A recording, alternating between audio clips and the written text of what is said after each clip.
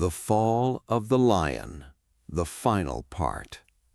He had stood at the very top of the world, an emperor, a war hero, the father of African unity, a man millions saw as a living god. For most of his long life, he had risen higher and higher and higher. But no one stays at the top forever, and the fall of Haile Selassie would be one of the saddest, darkest, and most mysterious endings of the whole century. It would begin with a hidden secret, and it would end in a way that still shocks people to this very day. By now, Haile Selassie was an old man. He had ruled Ethiopia for a very, very long time, longer than most people could even remember.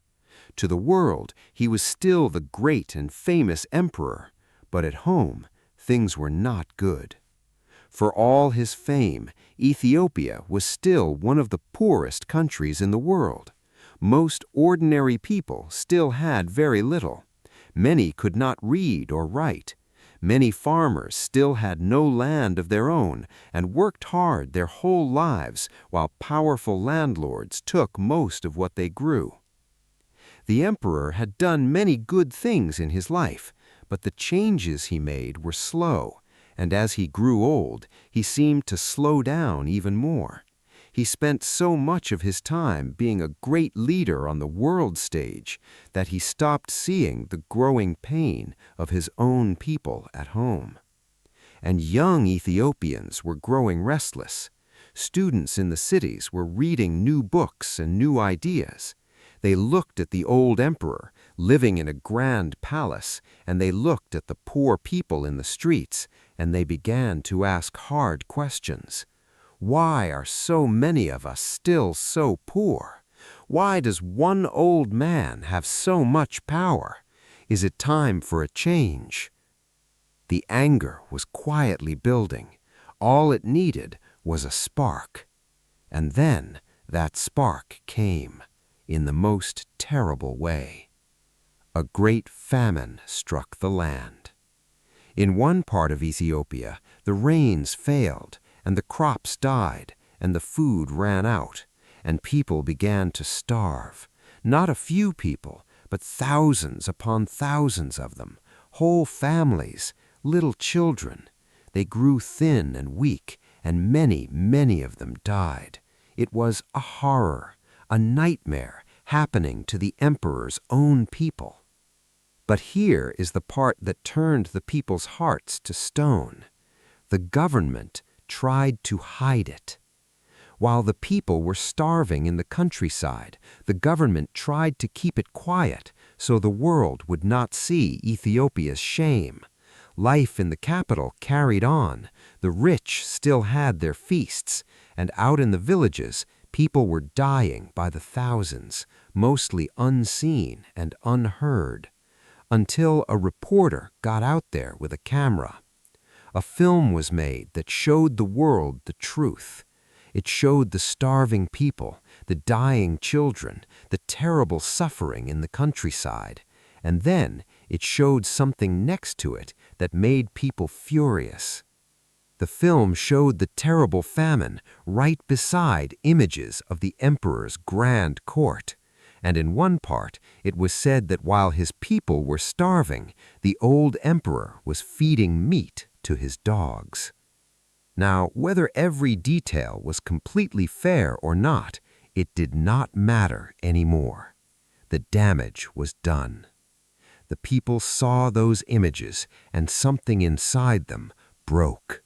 The love that had protected Haile Selassie for so long finally died. How could this be, they asked? How could the great and famous emperor, the hero of the world, let his own people starve in secret? How could there be feasts in the palace while children died in the fields? The whole country began to boil with anger, and into that anger stepped the army. Groups of soldiers and young officers began to organize. They were tired of the old ways. They were tired of the poverty. They were tired of the emperor. and they began, quietly and cleverly, to take power away from him, one small piece at a time. It was a strange kind of revolution. It happened slowly, step by step. First, they arrested some of his officials, then some of his ministers, then his closest friends and advisors. One by one, everyone around the emperor was taken away, and the old man watched, mostly helpless, as his power was stripped from him, piece by piece, like leaves being pulled off a tree, until there was nothing left to protect him. And then, one day, they came for the emperor himself. The soldiers arrived at the palace. They told the old man that he was no longer the emperor. His reign was over. It was finished. And then they did something almost unbelievable. To insult him and to show everyone that his glory was gone, they did not take him away in a grand car. They put the King of Kings, the Lion of Judah, the man millions had worshipped as a god, into the back seat of a small, ordinary car, and they drove him away like a common prisoner. The crowds watched him go, and the man who had once been the most respected leader in the world disappeared behind prison walls. The new rulers took control of everything.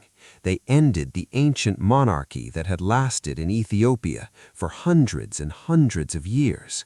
The age of emperors was over, and Haile Selassie, the last of them, was now just a lonely old prisoner held quietly in his own former palace. And there our story reaches its final, painful mystery. Because one day the old emperor died. The new government made a simple announcement. They said the old man had died of natural causes in his sleep. They said it was just his body finally giving out, as happens to the very old. But almost no one believed them. Because from the very beginning there were dark whispers. Whispers that the old emperor had not simply died in his sleep altogether. Whispers that he had been killed, quietly, secretly, on the orders of the men who had taken his throne. Many people came to believe that the last emperor of Ethiopia was murdered in his own home, and the truth was buried along with him. And buried is exactly the right word, because the final insult was still to come. The men who ruled Ethiopia now did not give the emperor a grand funeral. They did not lay the great man to rest with honor. Instead, they hid his body. They buried him in secret, in a secret spot, with no ceremony, no crowds, and no marker. They wanted him to simply vanish from history. They wanted the world to forget that the Lion of Judah had ever existed. For years and years, no one even knew where his body was. Think about how far he had fallen, from an emperor worshipped as a god by millions, to a body hidden in a secret grave so that the world would forget his name. But the story does not end in the dark, because years later, the cruel government that had overthrown him was itself overthrown. And when those men finally lost their grip on Ethiopia, people began to search for the lost emperor. And at last, they found him. His remains were quietly discovered, hidden away right where they had been left. And so, many years after his death, Ethiopia finally gave Haile Selassie what he had been denied. They brought him out of that secret grave. They carried him, with honor at last, to a great cathedral in the capital, and they laid the last emperor of Ethiopia to rest in the light, where he belonged. So what do we make of Haile Selassie? Like all great figures, he was not simple. In his old age, he held on to power for too long. He let his people stay poor while he shone on the world stage. He did not change fast enough, and in the end, that failure helped destroy him. But do not forget who he was. He was the man who dragged an ancient kingdom toward the modern world. He was the man who ended the buying and selling of human beings in his land. He was the man who stood, alone and dignified, before the most powerful nations on earth and warned them of the darkness that was coming when everyone else was too afraid to speak. And history proved him right. He was a symbol of a free Africa in a time when much of Africa was still in chains. He was proof that an African nation could stand tall and unconquered and proud. His warning still echoes today. It is us today. It will be you tomorrow.